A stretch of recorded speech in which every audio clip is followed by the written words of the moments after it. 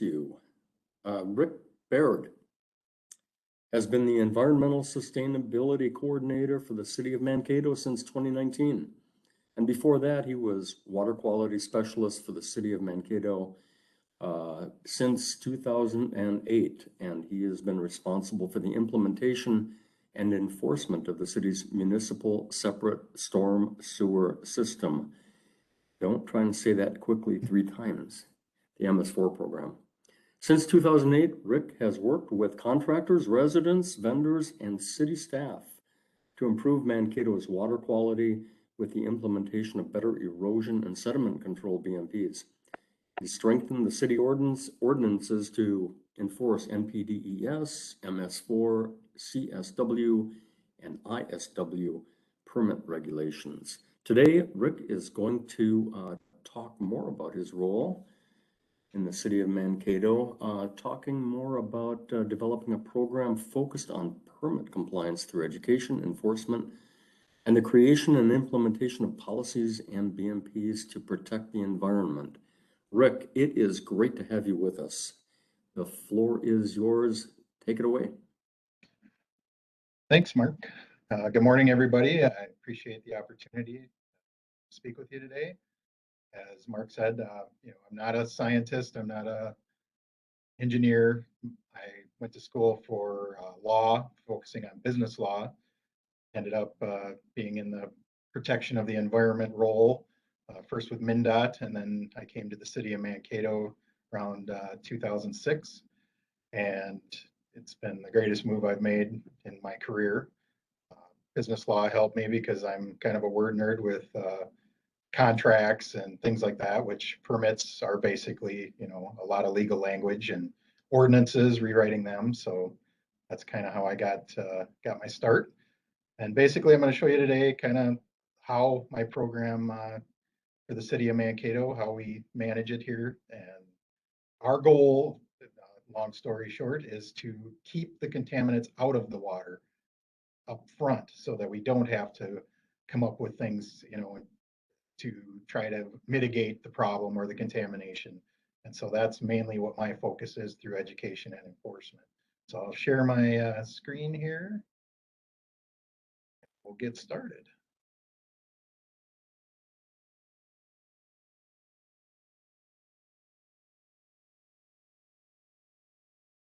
Can everybody see this okay? Looks good. Okay. So as Mark said, my name is Rick Baird. I'm the Environmental Sustainability Coordinator. I was promoted to that position and given all of environmental services in 2019. Basically, what my team is responsible for is the lab at the drinking water treatment plant. So I'm responsible for the compliance of the quality of our drinking water. I have the lab and the 2 chemists at the wastewater treatment plant. And so I'm responsible for compliance there. I have a natural resource specialist that works for me, or forester. And so our environmentally sensitive areas, our wetlands, forest, all of that stuff, tall grass and weeds, he's responsible for that. And then lastly, which was my old area of expertise, was stormwater protection, namely the MS4, ISW, CSW permit enforcement. And so I've had many, many years of that. I was in actually the very first class that MnDOT gave back in the day, dating myself back in like 2000, when they had this construction stormwater program training for certified inspectors. So been doing this a long time. My territory basically is Blue Earth County. And so you have the city of Mankato here. Hopefully you can see my little pointer. And the dark yellow is the city of Mankato limits. The green is our urbanized area, this green lime line. And I've contracted to do it on a kind of a watershed basis with MSU, Mankato Township, South Bend Township, Lime Township. They're not an MS4, but I still help them with stormwater regulations. And then Blue Earth County, and I advise MnDOT District 7 when they need assistance. So we have a really good working regional program here where we all adhere to the, state NPDS rules, and we work together and we have a real, cohesive program that everybody understands, and that makes it easier for the residents and the contractors. City of Mankato, this is my potential access to our 3 rivers, is the 9,700 catch basins that I have in our community. And each one of those obviously is a potential to access, our water quality and make problems for that if we do not protect those. So we have a very robust program, which I'll show you further on. But what we have here is we have the Minnesota River, we have the Blue Earth River, and then down south of this map, we have the Le Sueur River. So we have a lot of area creeks to protect. And so it's really important. I take this job very seriously as a person that grew up in this community. These are the types of things that we are trying to keep out of those access points, is leakage from cars, pet waste, construction, water, the floatables. This gives a good graphic of what our residents can do. This has happened many times, and I have to have conversations with people. They don't realize the damage that can do. You always got the people. I had 3 of these yesterday that my team caught. Construction debris being washed into our street. People laugh when I show Uncle Eddie here, but I'll show you pictures where I've actually had that. And people thinking that they can throw their waste oil down our storm drain system. And we basically, where I kind of started it from, I always use the requirements as my base for my ordinances and everything, and make sure that we're covered. And so this came from the EPA when this MS4 program all started. They focused on 6 focus areas, your minimum control measures. I'm sure most of you are familiar with that.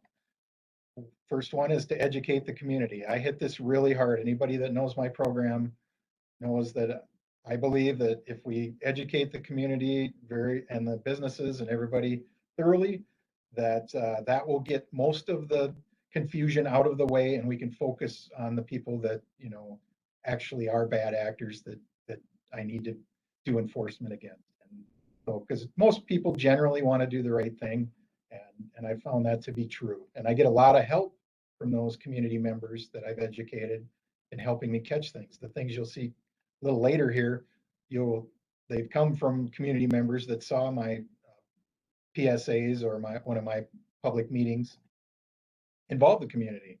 Like I said, the public meetings, I'll show you a picture of one. I used to, when I first started this, I tried putting something in the paper, hey, come see our SWIP. Nobody would show up ever. I'd be crickets. I'd sit there for 4 hours and nobody would come. So we have several public meetings that are required that we do. And so I started making sure that I show up for those. Things like our community investment meeting where we talk about road projects and things like that. Everybody wants to come to that because they're worried about their assessments and what it's going to cost their business or when it's going to be closed down. And so I put up a stormwater stand there, and I get a lot more contacts by doing that. So that's been really successful. Also, we have business meetings for liquor licenses and things like that. And so I've attached myself to those to make sure that I get as much of the target audience as I can. Find and eliminate illicit discharges. This is very huge for me. If I can keep it out of the water, it doesn't become a contaminant in the water. And so that is my primary focus. I've done tons of training all over the state. Other cities ask me, how to do it. And you'll see some of the crazy things that I've found just by being out there, training the community, training my coworkers, and giving them a way to contact me. Oversight of construction projects to keep sediment and other pollutants from entering the system. I have an ordinance for that, and I also have a full-time inspector, which used to be me, that goes around. We have permits on every site, and we go and we check them randomly all the time. They never know when we're coming, unless I get a complaint. And my goal that I always put in my annual report and for city management is to not have a complaint, because I catch it before it becomes a problem. We ensure that the construction projects install their practices. The way I do that is I have a land disturbance permit. They cannot get a building permit. They can't get anything into the city to start their project until until they get my land disturbance permit. And my staff goes out and checks their SWIP against their BMPs to make sure that they're put in as designed before they can start digging, doing anything. And then managing our own stormwater infrastructure, training staff on how to address things, spill response, those types of things, making sure that we have good housekeeping on our own properties so that we're not the cause of a problem. Spend a lot of time on that. Here's a picture of my stormwater stand that I have, and I bring our SWIP. I got a copy of that on there. I've got, things about recycling because I cover that too, and then also stormwater pond fact sheets. And I also have environmentally sensitive area fact sheets. And this just, when I have it there at these different meetings, it tends to bring people over and go, hey, what's this all about? They think it's a project or something, but that gives me my hook into a conversation. And this is basically the words to live by for keeping it out of the water. And this is, I put my ordinances together in a way that they are similar to what the requirements and the state laws and the federal laws are, so that when I take things to task in court, I have a very, very strong way to enforce this stuff. And to date, in my 15-year career, I have never lost a court case where I've had to take someone to court about, enforcing stuff. You probably saw in the paper just recently, we had a person that had an illegal business fixing cars out in an alleyway, and he dumped all of his antifreeze oil, everything into our system. And a citizen realized from trainings that I did that that wasn't right, called us, and that individual has been charged with multiple felonies, which is a rare thing. But we have a strong enforcement program here, and we don't tolerate that. Part of my training is to make sure that people know what they're looking for. How many of you went and looked for four-leaf clovers with your kids or grandkids or friends, and you can't find them until you see one because your eyes just don't catch it. They don't notice it. And once you see one, then they're all over the place. And that's just how the mind works. So what I do is I train all of our cops, building inspectors, bus drivers, anybody that's out on a route, what to look for. And if you see something, say something. That's the big part of my mission. Same with the residents. I do these things for specialty groups, activist groups, anybody who wants to listen to me. And so I'll show them things like this. If you see foam coming out of one of our storm drains, that means that there's a washing machine or dishwasher hooked up to the system. Let me know, and then I'll run my cameras up and we'll find where it's coming from. Oily sheen, that's a sign that bad things are upstream somewhere and we can track it down. Concrete, this is actually the very first thing that I did an enforcement against in my career with the city. And what I always tell my people that I train is don't just look at the surface, make sure you lift that grate. This here is a 12-inch round storm pipe, and it's 3/4 blocked by waste concrete that was dumped in this catch basin. We had to dig up the road. It was right before school started. It cost this person $22,000 because they didn't want to spend $150 to clean this. They had a rule at the rental place that if you brought this back dirty, you get a $150 charge. If you notice this little sign right here, I went to this person that rents these in town because I was having so many problems. And I told them that if they didn't find a way to help me stop this problem, I was going to meet with my city attorney, county attorney, and find a way to ban the use of these in the city of Mankato because they were that big of a problem back then. They now have a big sign right by the controls, do not dump into our storm drains. And then they also have a flyer that I made them that they have to hand out to the people. And they have a little education when they're showing them how to run it. Part of it is don't dump it in the storm sewer system.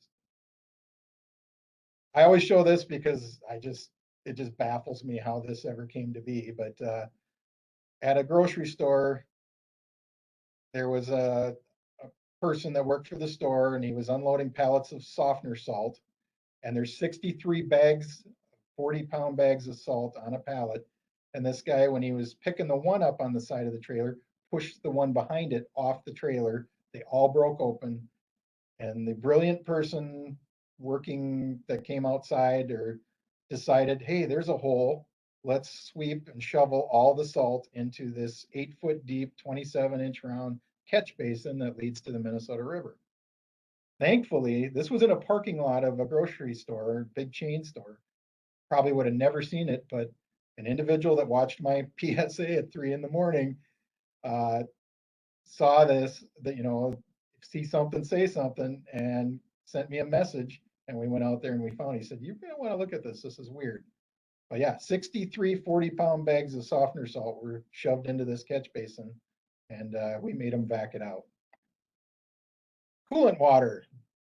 It was not St. Patty's Day in this creek. It was someone changing an industrial coolant system and decided to drain the water into a catch basin, which I tell everybody, catch basins go to streams and rivers, lakes. You don't put stuff in there. And so I got a call from a resident about this. And what I tell people in the training is if it has an MSDS sheet, if it has any descaler, anti-rust inhibitors, anything like that, even though it says water, if it has an MSDS sheet saying that it has a hazard to it, it is not water. It cannot go in our system. And so we had to, I have a pretty stiff fine. I have $1,000. That's the most I can give for a misdemeanor, for an ordinance violation. And so if they do something like this and they don't call me and I find it, it gets very expensive for them very quick here. One of my off-duty employees was walking their dog and came across this.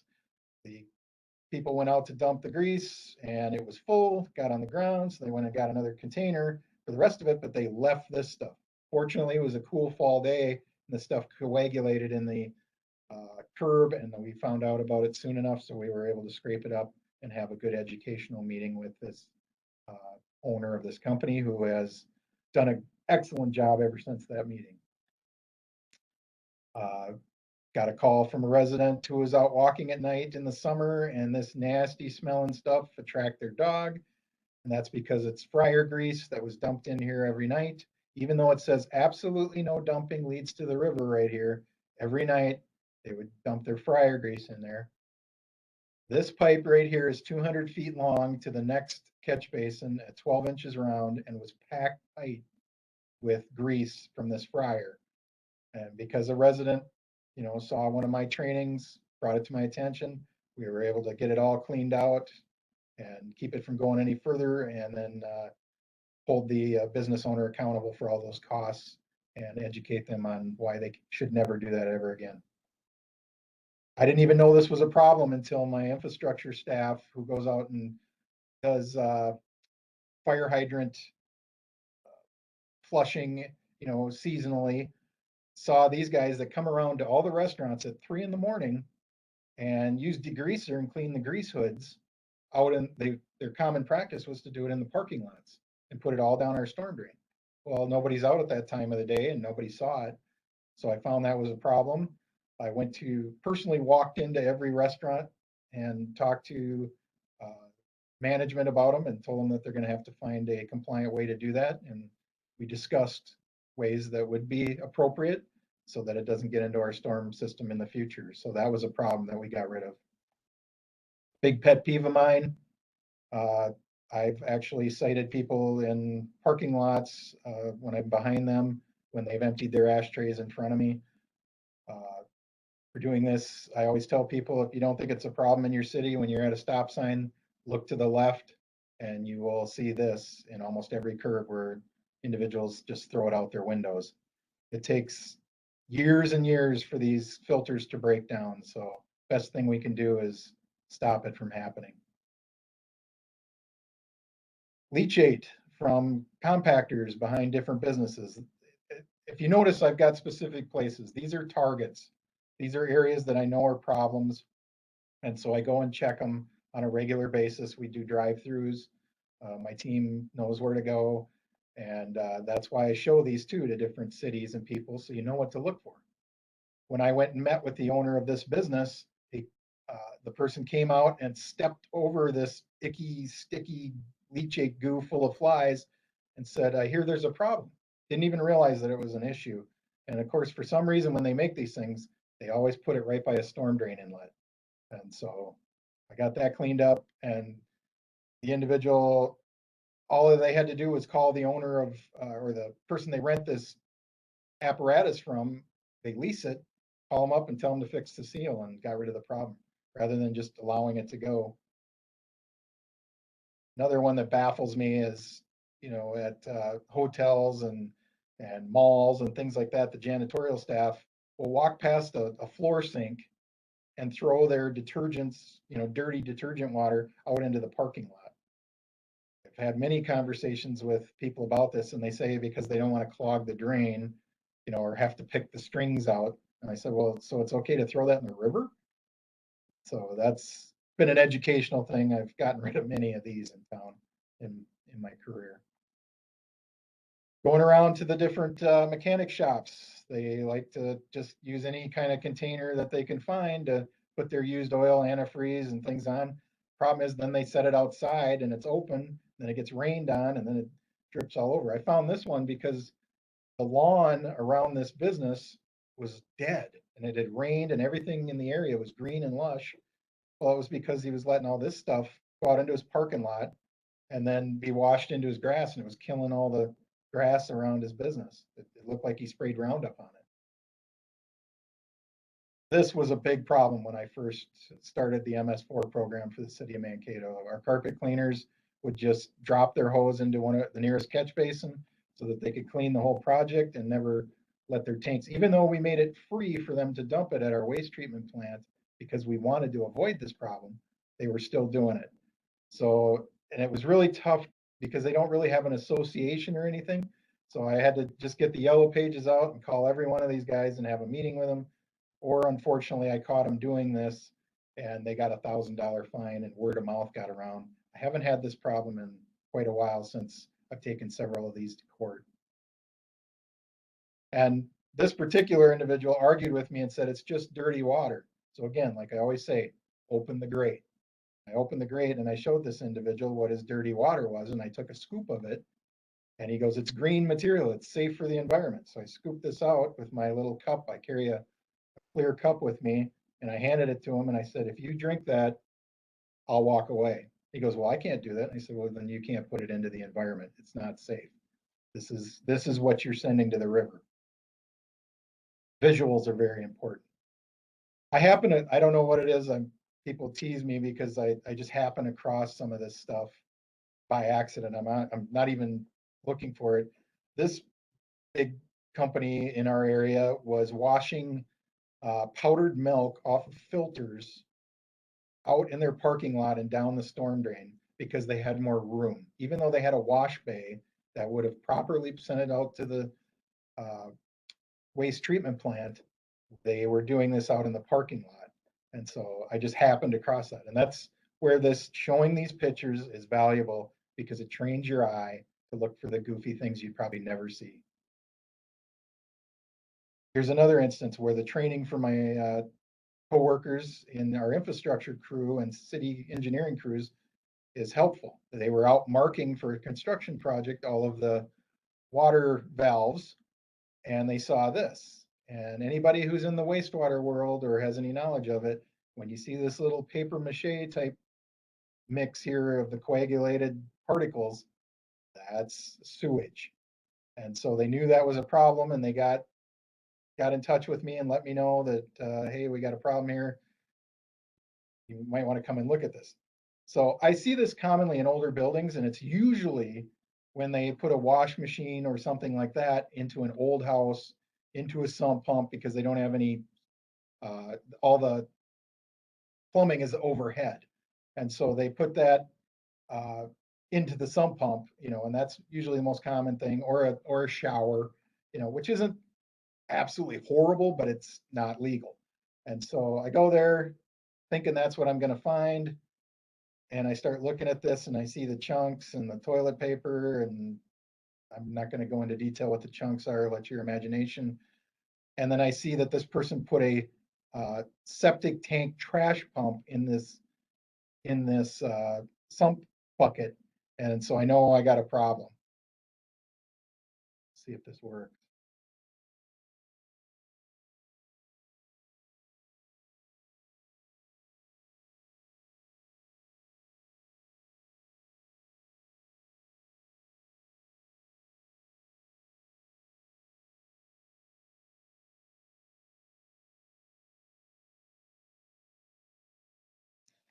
You wouldn't think in today's world that you'd see this, but I just don't get surprised anymore because I've seen some of the craziest things.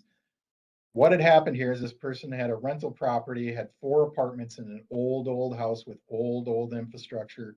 In the wintertime, it broke.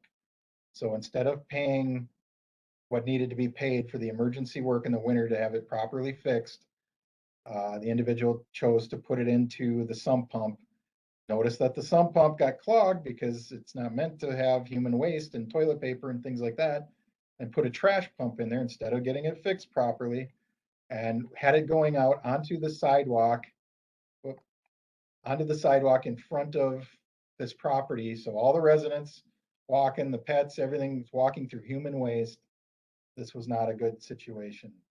I condemned the house, made him put the residents up in alternate housing until he properly got it fixed. And it was very expensive, and the fines and different things that were associated, not only with those repairs. So it ended up costing him about triple what it would have if he just would have done it right.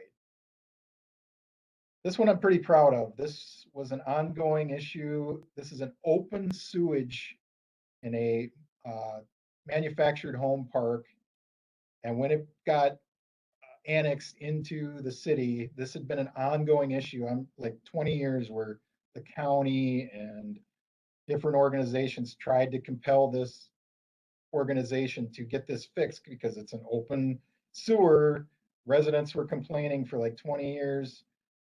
This owner was a master of playing the rules. So they get served with a notice. They do everything according to the dates, get a contractor hired, and then all of a sudden it was winter and they wouldn't do it. And they did this over and over again for years. And the residents would call, and it just was horrible when you walked over to it. I've got a really strong process. I served them with an order. First, I went and talked to them, got nowhere. Served them with an order. They ignored it, pushed it off.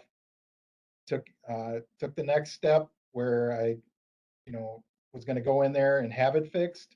They wouldn't allow us on the property.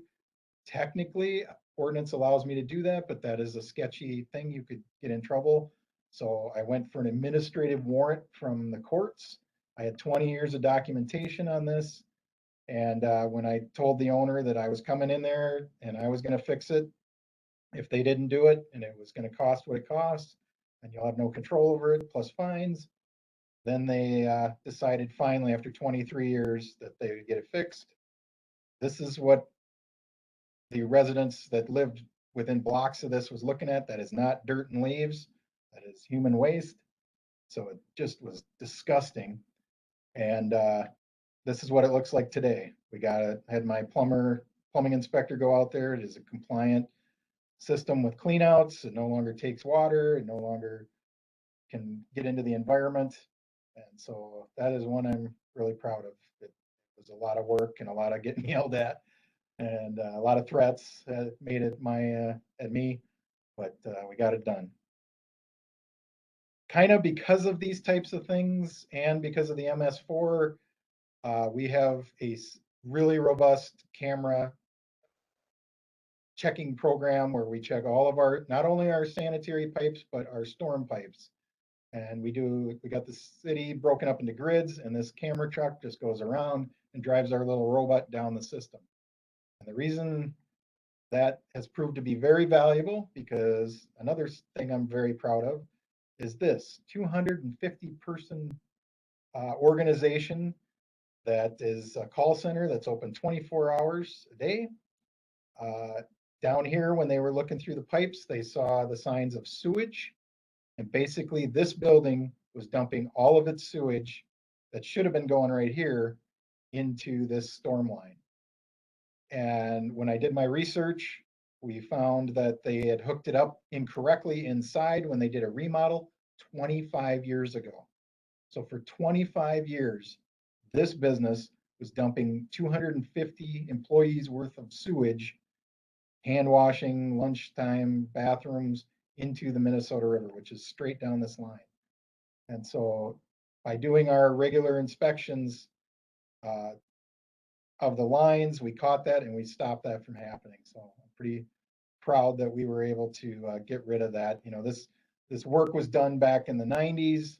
Things were different then. We didn't have these types of equipment or programs. And so I'm just glad we were able to get rid of that one. I talked about the Uncle Eddie thing. This was a rock band tour bus leaving our event center. They basically emptied their toilet in the alleyway because it was full and they had to take off in the middle of the night. Got a call at 3 in the morning. That was just awful, but thankfully I have cameras all over and I have access to them.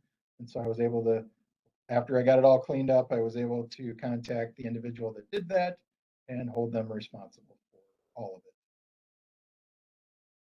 This is where I've asked the MPCA to help me because this particular business went and stripped the floor of a large corporate business that is all over the state of Minnesota. And this company told me that they do this for every one of them. They dumped this stripper and the gunk that was stripped off the floors into a parking lot. Our public safety station is right here. That's how brazen this was. Luckily, this parking lot is horrible, had a low spot, and it all kind of coagulated there. So I was able to get a hold of the individual. The police that were working saw it and contacted me, and I made the person come back and clean it up. I reached out to the MPCA and let them know that this guy does this for every one of these facilities across the state, which is hundreds. And we were able to get a letter sent out to them to make sure that this practice stops. One of the weirdest ones I've ever had, I saw some lines going down a street. I was getting complaints of chemical smell. And I was like, what is this? It really had a strong chemical smell. There was a farmer that was driving through town and needed to change chemicals to a different chemical. And so he turned on his sprayer to empty it down our city street as he drove out of town. I was able to catch him because it looked fresh. I got in my truck and raced out of town and caught the individual and, you know, held him accountable, made him call the duty officer and all the appropriate things. But we didn't get any growth in this area for quite a while. It was not cool. And it's sad that people think that that's okay. Parking lot washing, I have a lot of meetings with our businesses to make sure that they understand how they can do that. When we have new ramps or big parking lots made, in the pre-cons, I ask them to plan for have a washing plan, like parking lots. I don't want parking ramps. They need to make it in such a way that they're not violating our MS4 when they clean our parking ramps as part of the design.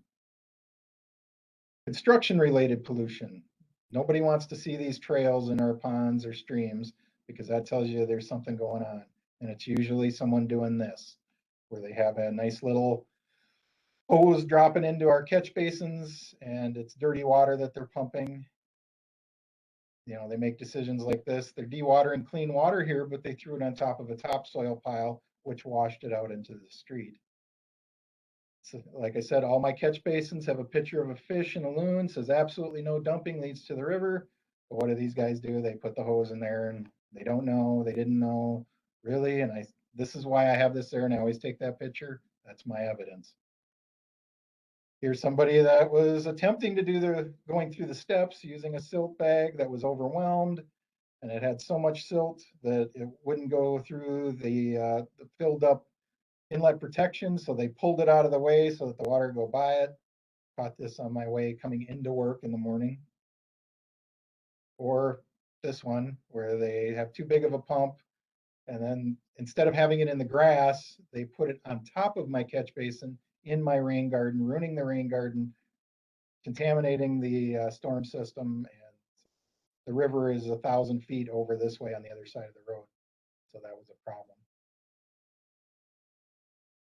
This is why we have a problem with tracking. Tracking is always leads me to where the construction site is that's in violation. This is why I don't let them go past their job limits, and they have to keep it clean. It can't be tracked down past it, and it has to be done by the end of the day or before it rains. And we're very strict on that. And this is why, because when you go down to the catch basin, this is what I show the contractors when I do our annual meetings with them, is show them this is why, because they'll always argue with me. It's just a little bit of dirt. Well, you're sending this to the river. And then I show this picture. This isn't our area, but this is actually from a construction site that's up here, and this is an outstanding resource water here, and it's got these big sediment plumes, all because of a poorly managed construction site. And a lot of those contractors are fishermen, so this has a lot of value showing them that.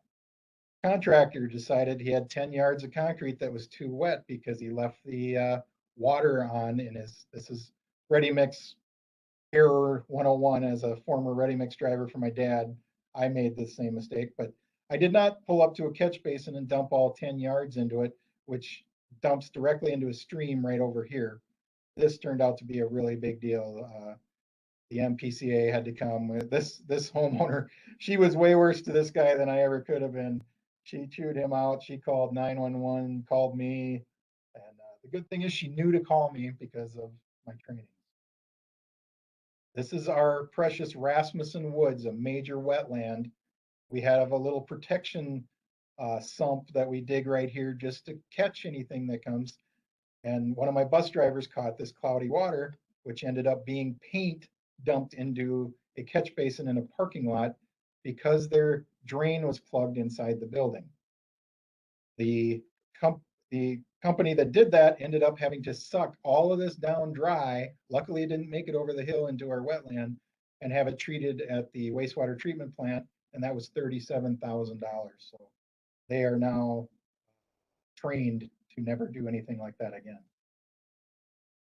This is something people need to watch for. This type of underground drilling is becoming more and more popular for fibers and things like that. This is bentonite. This stuff is horrible. If you know anything about it, you put it in water, you shake it up, it will stay suspended forever.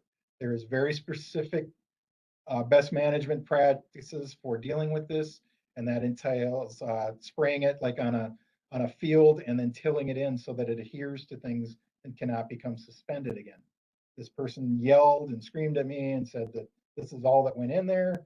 Again, I have access to the cameras, and I played a slow-mo video of it over like 4 or 5 hours of this going into our system. I shut down their project, and I made them give me a plan as to how they were going to contain this. And then, of course, because this stuff was gone into a big 96 inch catch basin, they got fined substantially for this. Spill response, another big part of it. What do you do if there's an accident? Those things that you just saw were intentionally done. What you're going to see now is when the accidents happen. Accidents do happen. We live in this world. Accidents are going to happen. It's how we respond to them that makes the difference. I have a system in my truck which has a spill kit on it for emergencies, and it shows me if it dumps into here, I know which way it's going and where it's going to go to, so I can get up ahead of it, get my team up there and catch it in the system. That is the goal. If I can contain it in these pipes, I can do a great job of cleaning it up without any impact. This was one of my first events. This is where I came up with my spill program and all of these things, because everybody was standing out here, nobody had anything, and we're like, oh no, what do we do? This, of course, went into the bridge right above, it's the North Star Bridge, right above the Mississippi rivers, or Minnesota River. So this was a huge, oh no, what are we gonna do? I went down, luckily we have a flood control system in Mankato. I closed these gates, I contained it in our flood system so that we had all the material in here, that we could extract it. And then we immediately went out and deployed all of the stuff with our firefighters so that it could not get out of this outlet into the river, and none did escape. We got it there in time, got the gates closed, got everything protected so nothing got out into the river. That was a big win. Here's, if you want to say you had a crappy day, I got a call from our wastewater treatment plant that they were hauling biosolids, which for those of you that don't know what that is treated human waste. and the truck didn't get its tailgate closed and dumped it on this road. It's 20 below zero. It doesn't look like it with the sun there. So absorbents are useless. I'm just panicking. I don't know what to do. It stinks really bad. This is a residential neighborhood right here. And the one thing I tell people is you got to get creative and have a relationship with your ER staff at the MPCA. I have a really strong relationship with them. I called up the person that was working that day. I'm like, hey, what do I do? I got this here. I can't get it picked up with absorbents. It's too big. What can I do? We came up with talking. I have lots of sand and I have salt trucks that are all loaded up. So we just dumped as heavy and as thick as we could so that it would kind of have something to grab onto. And this is what it turned out with when I had my sweeper come. It worked perfectly. And that was just a shot in the dark. I mean, it was just guessing what to do. And it turns out, sunshine and salt also is a natural way of decontaminating things. So that was a benefit as well. And none of it made it in the storm drain because everything was frozen closed. So that was a win. I do after action incident reports. I require that of every place that has a spill in our city. So that the biggest thing is what are you going to do so this doesn't happen again? Because I think that's an important part of stopping it from happening. I have my own spill kits that I've created because if you look at buying one of these, they're like $800 plus shipping. So I ordered my own barrels, my own supplies based on where it's at, what I need. Do I need floatable oil only? Do I need universal based on where it's located? And I deployed over 20 of these in the city in our buildings. So they were at the ready. All of these get used. I've had to replace every one since I did it. So my question is, what happened prior to me doing this? 15 years ago. I have lists in every supervisor's truck of where they're located, what's in them, so that they can go to any one of our buildings in a hurry and grab one. They also have spill kit containment stuff in each one of their trucks. I put little kits together, so they're always ready for that line that's gonna break, gonna happen. We just need to be ready for it. And then I have a map on the back of that sheet that shows the location in case they're not sure what that address is. Environmentally sensitive area protection. This is very important to keeping us from getting erosion problems and all the things that go with it. This is to keep people from doing things like this, to improve their view without a permit, without calling the city. They cut an entire 51 healthy trees off of a hillside. I have the city, I should say, has a very strict rule about these because we've learned as a ravine community, this is a horrible idea and we do not allow it without really strict rules. And so this particular incident, they are now finishing up the replacement of 104 trees, 2-to-1 replacement and stabilization of their bad decision. And then I have, because this was happening, I created this set of drawings that are very clear and simple that we give out to people to explain, residents and others how the requirements work, where we don't allow anybody in the setbacks. We don't allow them on this hillside. They can only cut down so many trees and they have to be approved by the forester. They have to be in unhealthy, falling, a danger, dead, something like that. I do the same thing with our wetlands. I'm very protective of our wetlands. And so we have this nice little drawing that I created with the college so that people understand clearly and it starts a conversation if they have questions before they go and do something. And the reason I did all that is because we had a horrible wetland destruction. A project was started. They had a PUC permit from Public Utilities, but they did not have an NPDS. They didn't have our local permits. I got a call about dirt on the road, and I found a 48-acre stripped project that was just horrible. It's the worst I've seen yet in my career, and I've seen some bad stuff. And so I ended up having to bring, because the wetlands were getting destroyed, I ended up bringing, this is Brian Green. We were so tired after this one, walking 48 acres and documenting everything. It ended up costing this organization $250,000 by the time I forced them to do restoration, the MPCA fines, and this is the part that sickens me. You can see the delineated wetland here, the properly delineated area.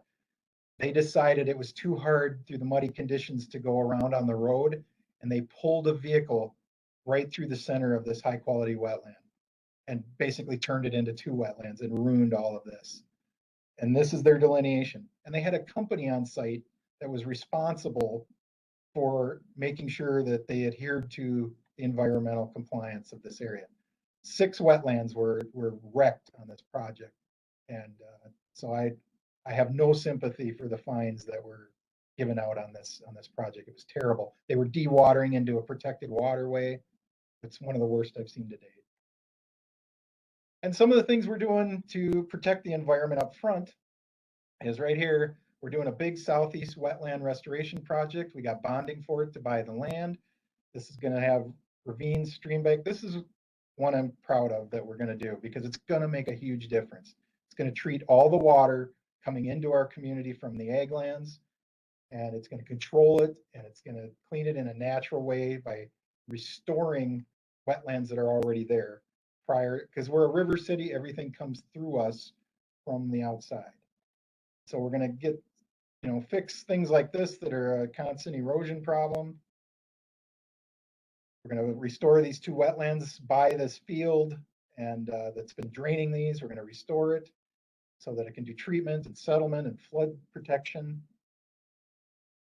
And then we have another one on the other end of the city, crossways, that'll come in and do a lot of cleaning and, the natural way, the best way you can, plus creating habitat, pollinators, it's just a win-win.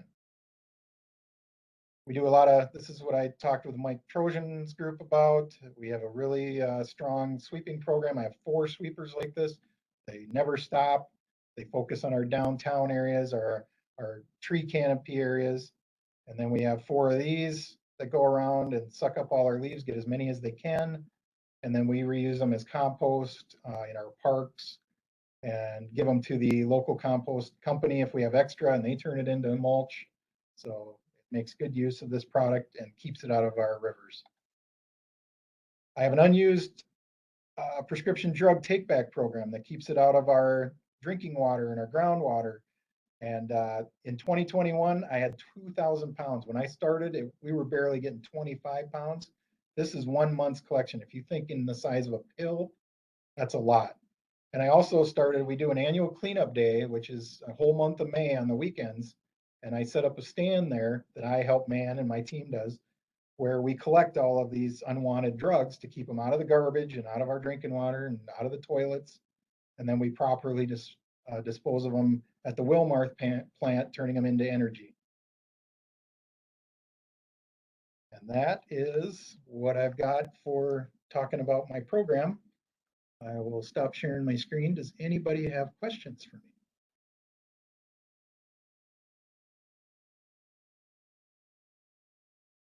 Hey, Katie, do you want to read questions from our participants chat if we have them? Yep, I was just getting that pulled up. It looks like we have a question from Ada. Do you have repeat offenders? I do. Unfortunately, most of those, have to do with mental illness or struggles with drugs and things like that. That's most commonly what I have for repeat offenders. And so I go through a lot of training. My staff does too. I try to get people with law enforcement background like myself, where you learn to, de-escalate those situations, identify that they have a problem, and try and get them help with, resources that are available so that they can, we can fix the problem. All right. Our next one is from Justin. So he said $1,000 per day is the max fine. However, would the responsible party be on the financial hook for cleanup costs, for an example of the commercial coolant discharge to the creek? Absolutely. The $1,000 is just a straightforward fine, but they pay for all damages. My staff time, I make sure that the city or the community or the residential property is not damaged or paying for any of those costs. It is 100% held on the responsibility of the responsible party. Right. Looks like we had a question about swimming pools, but it looks like there was a link posted to pool guidance in the chat. The question was, does draining a swimming pool pose an issue? It has in the past. My rule is a couple things. They need to test that there is absolutely no chlorine in the water, and they have to be able to provide that test. And their discharge of the clean water can't have algae or anything in it. Needs to not cause a nuisance to the neighbors, erosion, wet driveways down the street, that kind of stuff. So they have to do it in a way. But I try to promote that they hook it up to a sprinkler and a sump pump and water their lawn with it, make good use out of it. So we try to do that, but we keep it so that they can't discharge it without us coming and inspecting and making sure that it isn't a hazard. All right, we've got 2 questions from Kristen, so I'll kind of combine them. How much of your time is spent on enforcement, and how is enforcement completed? Are you going door to door or delivering notices? I start with a conversation. If that doesn't work, I have door hangers made that can have a business card put in them, and then you write the stuff on there because a lot of people work 8 to 4. They're not there during the work days. Certified letters, pro tip, if you send a certified letter, also send snail mail, regular mail, because a lot of the educated offenders will ignore the certified letter. I've even had to put it in the paper to make it legal. Enforcement is, I usually am able to talk people into doing the right thing without taking them to court or something like that. So it's mostly just letters and issuing fines, but it's only probably 20 or so a year. So it's not that much. It's not as much as you'd think, where we have to actually take them to it. But as far as staying ahead of it, that's 100% all the time. All right, our next one is from Paul. Does the PCA reach out to trade associations, cement contractors, hospitality industry, et cetera, to help educate their members? I'm not sure if the PCA does. I have personally went and met with the truck drivers and the management of every ready mix company that delivers here. And if a new one starts, I go and have a meeting on expectations here in the city of Mankato. Because when I first took over, there was a lot of concrete wash water all over the place. And we still get it today. I mean, my team member that I have going out that took my old position caught 2 the other day. And luckily it didn't make it to the storm drain by the time he caught it, but we made him come back and clean it all up. So. And last question from the chat, how do you work with upstream runoff sources outside the city boundaries? Currently, I'm trying to get on the duty officer report list from communities upstream of us. So if something happens in that county, to give me that advance notice so that I can deal with our wells, our ranting wells that are out there. We can shut off half, the intakes, do different things, put boom around it. Because, I do have relationships with the cities, but they, in a panic situation, they're going to call the duty officer, but they may not get around to calling me, and I need that advance warning. So that's something I'm working on with my emergency management plan for our DWISMA and for our SWIPP. Right, currently I'm doing that. Okay, great. If anybody has a question that they didn't type into the chat, feel free to unmute. We've got 3 minutes left. I've got a quick question for Rick. Rick, this is Mark again. Okay. Given all of your experience in this area and the amazing stories you have to tell, What is it that you think is the, I don't know, maybe the greatest need in terms of the work that you're doing in stormwater management? Everything from, I don't know, are there more legal protections needed? Is it more in education? Is it infrastructure? How do you see that? You know, what is the greatest need out there? In my mind, it's you can never do enough education. You gotta make sure that people understand that it's bad for the environment. It has, consequences if you do something. Um, it's just a retraining of the people out there to make them understand that what they're doing it does harm.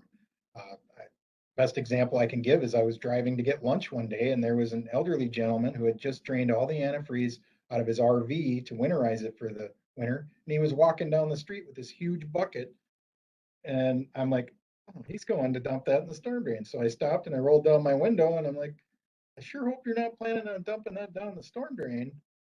And he goes, I guess I'm not. And he turned around and walked back. I said, you need to properly dispose of that at the Has Waste facility or where you bought it from.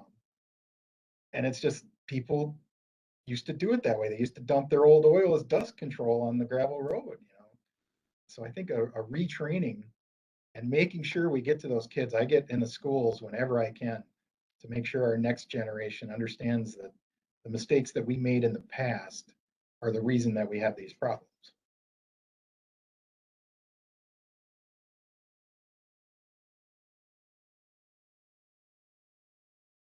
Anyone else? Anyone else have any questions for Rick out there? Great presentation, very interesting. It's just stunning to me to see, um, even with the education and the efforts, what uh, some people do.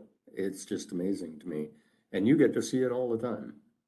Well, I go to League of Minnesota Cities meetings and cities tell me that that are bigger than me, telling me, oh, we don't have a problem with that. And I'm like, yeah, you're not looking. Because I guarantee you it's out there. So I kind of get frustrated with that.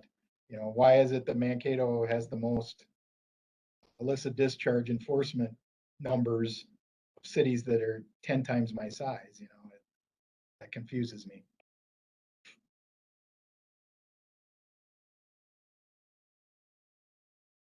But if I can keep it out of the water, then it's not a problem for you guys in policy and that kind of stuff because it isn't a contaminant if it isn't in the water. That's kind of my goal. Well, that is very interesting talk. Thanks so much for the time and presentation today, Rick. We had a Thanks lot for of the interest opportunity. and a lot of questions, and it's really interesting and encouraging to see the kind of work you're doing down there in Mankato. Thanks again. Yeah, thank you. Thanks for the opportunity. Thank you, everybody. Have a great day. Yep, Reach out bye-bye. if you got any questions.